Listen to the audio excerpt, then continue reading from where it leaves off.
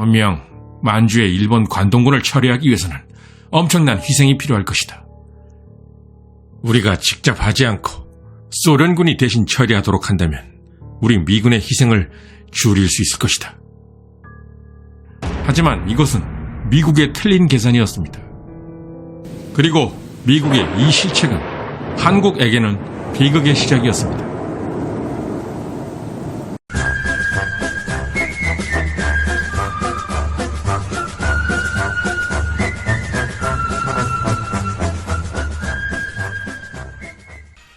(2차) 세계대전 전사를 보면 아시겠지만 주축국과 연합국 중 처음부터 전쟁 준비가 잘 되어 있었던 쪽은 단언컨대 주축국 쪽이었습니다.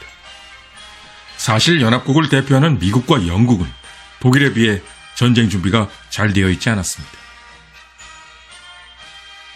소련은 그나마 조금은 나았지만 스탈린에 의해 유능한 장군들이 대거 숙청당했기에 2차 대전 초반을 기준으로 보면 소련도 독일의 상대는 안 되었습니다.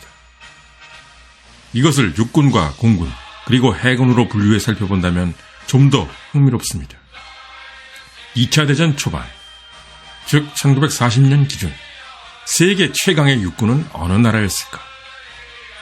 그것은 자타공인 독일군이었습니다. 질풍처럼 적의 후방을 초반부터 휩쓸어버리는 전격전. 그 전격전을 세계 최초로 창시한 구데리안과 세계 최초로 집단화된 기갑사단으로 적진을 유린했던 독일 기갑부대.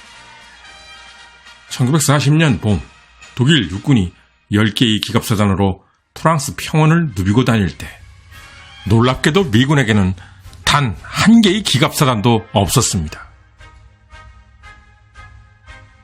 따라서 2차 대전 초반 독일 육군이 최강이라는 것은 그 누구도 부정하기가 어려울 것입니다. 공군을 놓고 봐도 세계 최강은 독일 공군인 루프트와프였습니다. 1940년 7월 영국 본토 항공전 직전 세계에서 가장 실전 경험이 많고 기량이 뛰어났던 공군은 헤르만 괴링이 지휘하는 독일 루프트와프였습니다. 그리고 태평양 전쟁 개전 시점인 1941년 12월 기준 전 세계 최강의 해군력을 갖고 있던 나라는 어디였을까? 아무리 생각해봐도 일본 해군 외엔 답이 없을 것 같습니다. 그 당시 일본 해군은 전 세계 해군 중 가장 많은 실전 경험을 갖고 있었고 항모의 숫자도 세계에서 가장 많았습니다. 태평양 전쟁 개전 당시 일본 해군의 항모 숫자는 총 10척. 반면 미 해군은 총 6척의 항모를 보유했지만 실전 투입이 가능했던 항모는 고작 3척에 불과했습니다. 그러나 1945년이 되면 이 모든 것이 바뀌게 되는데 세계 최강의 육군은 독일 육군이 아니라 바로 소련 육군으로 변했고 세계 최강의 해군도 미국이 일본 해군을 완전히 끝장내며 명실상부한 세계 최고의 해군 자리를 차지하게 됩니다.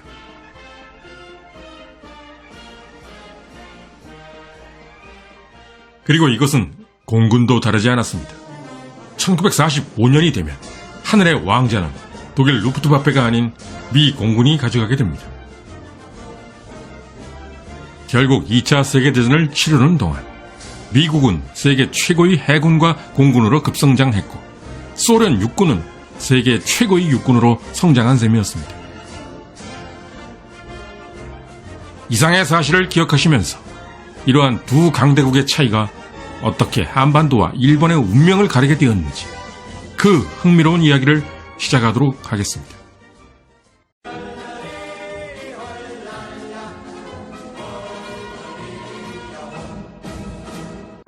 (1945년 8월 7일) 대일전에 참전한 소련군.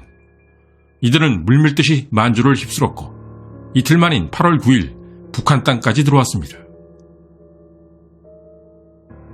사실 이것은 완전히 미국의 예상 밖이었습니다.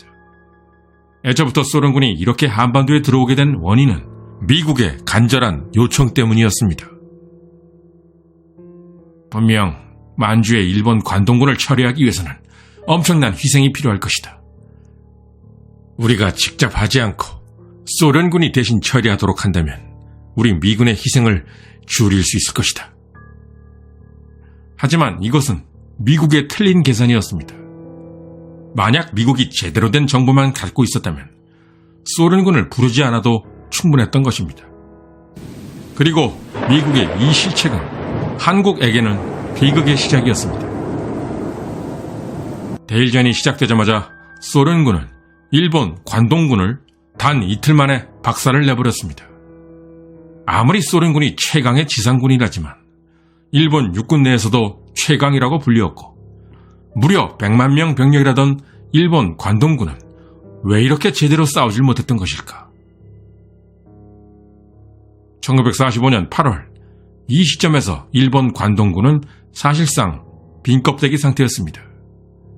미군과 싸우느라 관동군에서 쓸만한 병력 대부분이 태평양 전선에 투입되었기 때문이었습니다.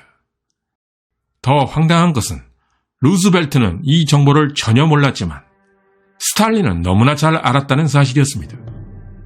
결국 루즈벨트는 미국이 다 이겨넣은 전쟁 막판에 강적 소련을 끼워준 셈이었습니다. 1945년 8월 15일 마침내 한반도 전체는 해방이 되었습니다. 그러나 이 기쁨은 길지 않았습니다. 곧바로 38선이 그어지며 한반도가 둘로 나뉘게 되기 때문입니다. 38선이 왜 38선이 되었는지에 대한 비화는 한반도를 분단시킨 38선, 원래는 39도선이 될 뻔했다. 이 컨텐츠에서 확인해 보시면 좋을 것 같습니다. 1945년 8월 15일 이때 소련군은 이미 북한 전체를 점령한 상황. 이 당시 만약 소련이 마음만 먹었다면 미군이 오기 전에 부산까지 내려가는 것은 일도 아니었습니다. 다만 미국과의 약속을 지키기 위해 38선을 넘지 않았을 뿐이었습니다. 만약 이때 소련군이 38선을 넘었다면 한반도 전체가 공산화되었을 것입니다. 그런데 바로 이 시점에 미 육군은 어디에 있었을까? 그들은 아직도 오키나와에 있었습니다. 이제 종전을 바라보는 시점인데 미 육군은 일본 본토 근처에도 오지 못한 것입니다. 이럴 만한 이유가 있었습니다. 메가더 원수가 지휘하는 미 육군은 호주에서부터 싸우기 시작하여 오키나와까지 오는 동안 거의 2년이 걸렸고 악귀같이 저항하는 일본군과 치열한 전투를 벌여왔습니다.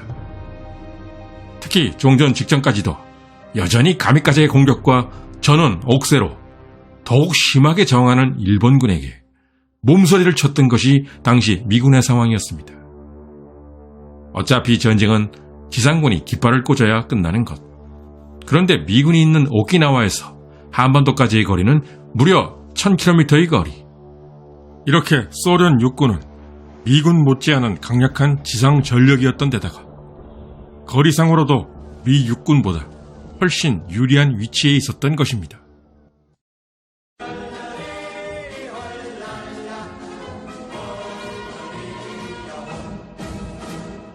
(1945년 8월 29일) 메가더는 이날 처음으로 적국이었던 일본에 입성합니다.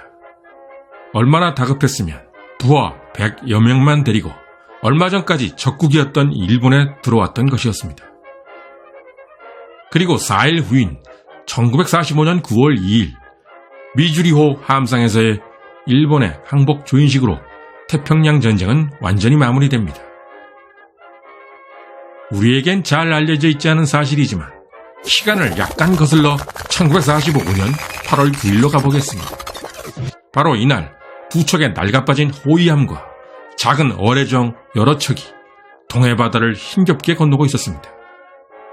이들은 바로 900명의 소련 해병 대원들이었고 이들의 임무는 다진항 상륙.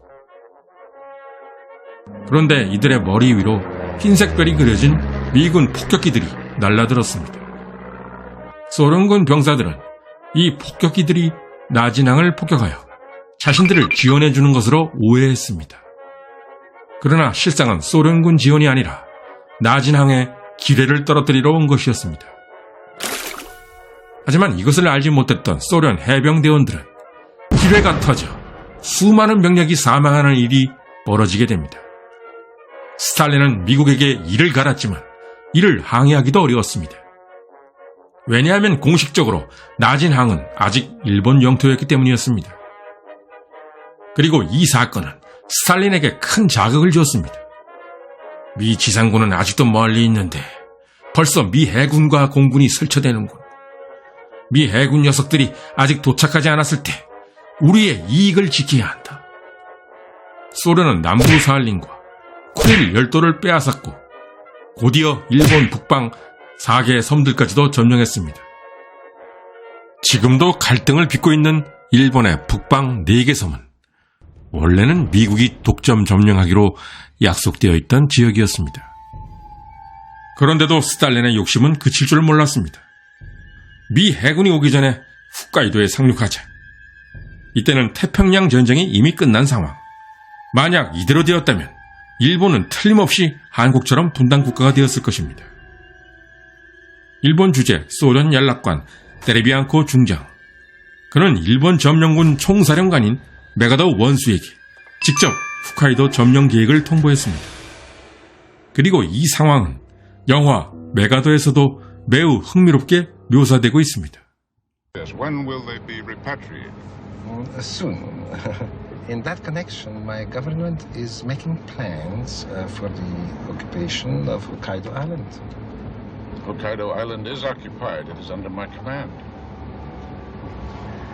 The Soviet Union is a co-equal ally. It is my government's intention to occupy Hokkaido on its own behalf. As the Supreme Commander, I represent all Allied powers.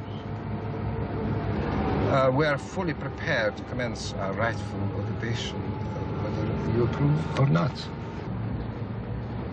And sir, my government will insist upon a new Supreme Commander.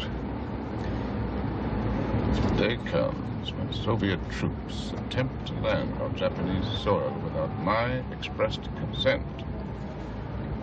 I will throw the entire Soviet delegation in Tokyo into jail, including you, General Derevienko. I believe you would. And I believe this is where you get off.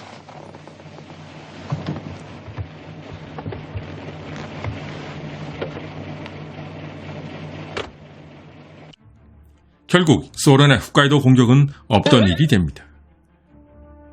그러나 소련이 홋카이도를 포기한 이유는 홋카이도가 욕심나지 않아서가 아니었습니다. 그 원인은 바로 소련 해군의 실력이 미 해군에 비해서 너무나 약했기 때문이었습니다. 지상에서 싸우는 지상군은 세계 최고 수준이었던 소련군.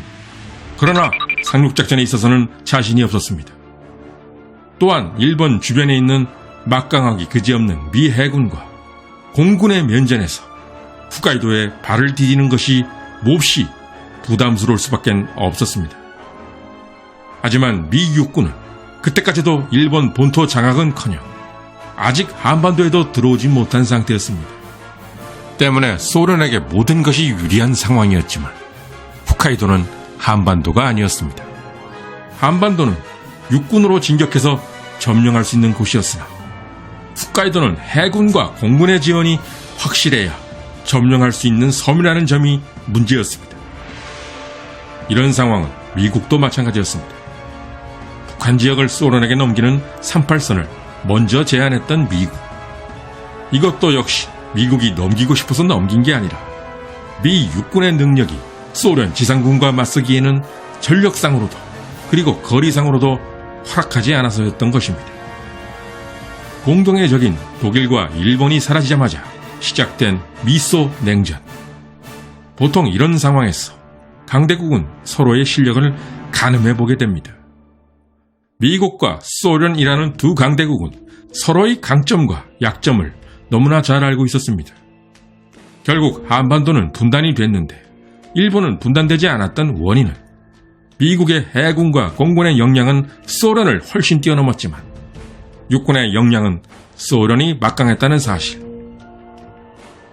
즉 미소 양측의 강점과 약점이 그 숨겨진 원인이었던 것입니다.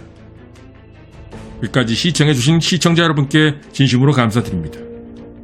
다음에도 역시 좋은 컨텐츠로 찾아뵙도록 하겠습니다.